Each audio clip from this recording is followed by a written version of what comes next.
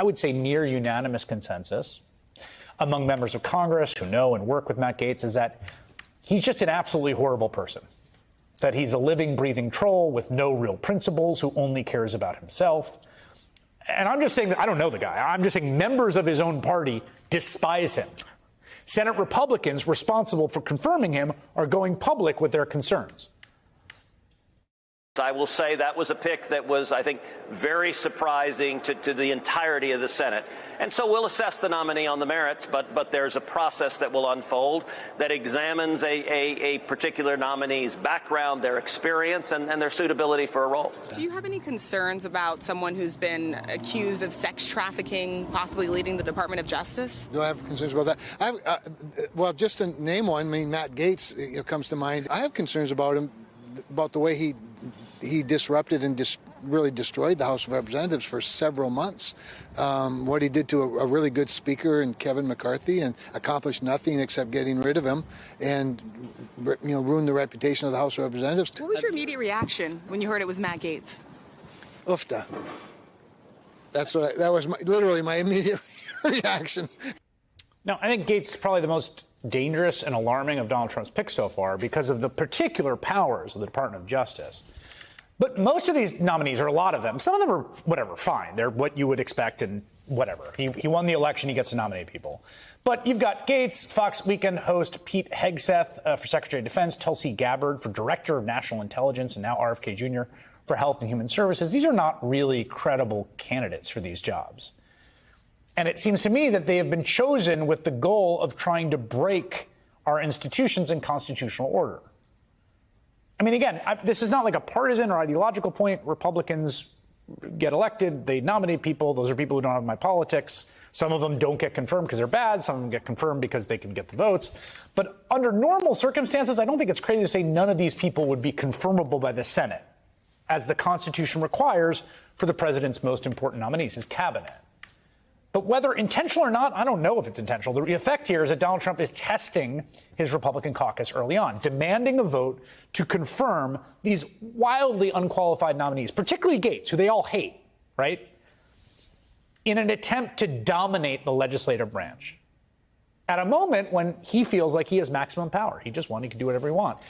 He basically wants them to crawl through the Capitol in their underwear and eat dog food out of a can in front of everyone like some fraternity hazing ritual. This is a humiliation exercise. And it's meant to either secure their loyalty or just break the system so he can rule unfettered. Sherrilyn Ifill holds the Vernon Jordan Chair in Civil Rights at Howard University, where she is the founding director of the 14th Amendment Center for Law and Democracy. She previously served as the president and director counsel of the NAACP Legal Defense Fund, and she joins me now. It's good to have you here. Good to be here. So one of the challenges always is focus, because our focus, our attention is our most valuable resource. Trump tears it from us. So you've got a million things to process. I put Gaetz in a focus category that it's all its own because of the Department of Justice. Do you feel the same way? Well, I'm a lawyer, and the Department of Justice is one of the most important agencies in the federal government. I feel compelled to point out that the Department of Justice was created in 1870 for the federal government to have a legal arm to protect black citizens. And so this is a perversion of the department itself. But the department is also an agency with 115,000 employees. And usually the person who sits at the head of the Department of Justice is someone eminently qualified as a lawyer in skill, in experience, and in character. Matt Gaetz is none of those things. This is someone who's not even practiced law for 20 years. This is someone who was suspended at one point from being able to practice law. This is someone who has a terrible reputation among his colleagues, who is not distinguished in any way, let alone before the bar. And this is a trolling exercise. But I think Trump's doing some other things here, too. I think you're right about dominating his colleagues. But, you know, Trump never does anything that he has to do. In his first term, Trump nominated some people to his cabinet who at least were competent. You might not have liked them, and you might not have even agreed with the way they executed the job, whether it was his chief of staff or his secretary of state, and so on and so forth. He felt at that time that he had to at least meet some modicum of normality. And so there were people like Mnuchin and others who calmed people down. Yes. But now Trump knows that he doesn't have to do that. He knows that, one, because he got reelected again, which means all the shenanigans that he engaged in, including his felony convictions, including the attack on the Capitol, did not faze the public from being able to support him. In fact, it appears he may have won the popular vote this time around. But the Supreme Court also told him that whatever you do as president, essentially, that can credibly be called an official act is not something you can be held accountable for. So Trump is only going to do those things he has to do. He no longer has to pick cabinet members who pass the smell test. He can have fun with this. And he can evaluate his Republican colleagues by seeing what they will take, what they will tolerate from him. And we saw some of them. We saw Lindsey Graham last night saying, give Matt Gaetz a chance. Yeah, well, I mean, this to me is this is a real test. Yeah. And it's a test. It's a test with greater stakes. Yes. With very high stakes. Because I don't think that you can even argue RFK, I think, is a terrible pick who could do genuine damage. You can even argue that, like, well, he told us he was going to let RFK go wild on health, right? Matt Gaetz at DOJ is like, no one wants it. Yeah, I'm going to add the Secretary of Defense nominee, Peter Hegseth, the Fox News commentator as well, because this is someone who, weekend host, important distinction.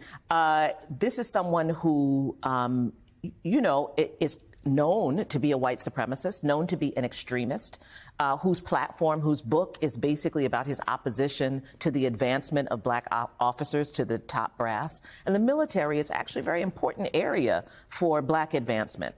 And so him selecting that particular person, and by the way, the Department of Defense has 3 million employees. There's no evidence that this man has ever run anything. The fact that he is a veteran is simply insufficient. And so those two, because these are two very, very important positions, strike me as eminently dangerous. And you're right, it takes our attention, but it also demands our attention because it shows us that Trump has gone off the rails and he was never really on the rails. But there is an even heightened sense of impunity about him now that should alarm us. I would just say that Hegseth would say that he would deny strenuously he's a white supremacist. He has, I just want to so did Trump. Put that in the record. He has tattoos that garnered the attention of essentially National Guard commanders when he was going to be sent on the mission to guard the 2020 inauguration with Joe Biden. It was pulled from that, he says, because he was identified as an extremist, in part because of those tattoos. He thinks it's crazy. I just want to give the full side of the story. But if you've read what he's written about people in the military, about gay people in the military, about women in the military, about black people in the military, especially in supervisory positions, he is an extremist. That is absolutely true. And it's the world's, I mean, again, take ideology aside and all this stuff. It is the most complex, powerful, and lethal bureaucracy in the history of human civilization on the planet. Is an accurate description of the entity that he is being nominated to run. Exactly. And so that's really where we need to be. It's not that you're nominally qualified and you have some unpopular views. This is someone who's never run anything. This is someone who I feel comfortable saying that, at least for me, white supremacy and your opposition to diversity in the military is a deal breaker. As someone to lead the military. I understand for Donald Trump that it's not, but one of the things we have to do, Chris, is stand on what we know to be true and what we believe. Because a lot of what Trump does is he confuses us. He overwhelms us. I mean, this week alone has been overwhelming for all of us. Intentionally so. Intentionally so. And what we can do, Chris, is we can end up losing sight of what we know to be true, of what we believe, of what your parents taught you and mine taught me, and what we're teaching our children. And that's one of the challenges for us in this moment, is to hold on to that. We get to call a spade a spade. We get to call a thing a thing. Matt Gaetz is incompetent to be Attorney General. Peter Hegseth is incompetent to be Secretary of Defense. I am confused about Tulsi Gabbard. I don't know what she's up to, but DNI, that sounds scary. And we have to say these things, even if we can't stop them. And we may be able to I think stop we them. can. That's one thing I want to say here with Gates. I don't know if Gates is going to be the head of the DOJ. I think it is undetermined. And I think he's made a lot of enemies. And you've got the Wall Street Journal railing against him today. And you've got tons of people coming out of the woodwork to be like, no. And that, again, to the extent that the normal functioning of politics, persuasion, public backlash, and these things work, that is a good thing. Early signals and early support for that, to me, is central here. Yes, and that's why if we throw up our hands and say, I'm so exhausted, and I understand people turning off the TV and everything, I get it. But I'm asking... I wouldn't want to watch me either. Listen, I totally get it. It's exhausting, and people should take care of themselves. I think that's very important. Yeah. But I also think that we shouldn't think it means nothing when we express outrage about the way in which Trump is behaving, when we call our senators and say, I don't care what they say. You better hold on to your constitutional power to confirm these cabinet members and fight like hell. It's important for us to say that. If you are someone watching this right now and you feel defeated too, you should call your senator or your member of Congress. 202-224-3191, I think. 3141?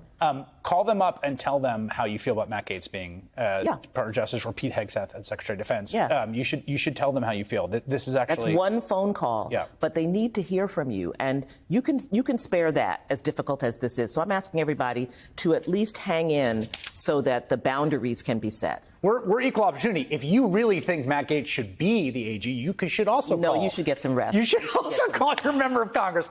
Just express yourself however you feel. It's fair and delightful. Thank you. Thank you.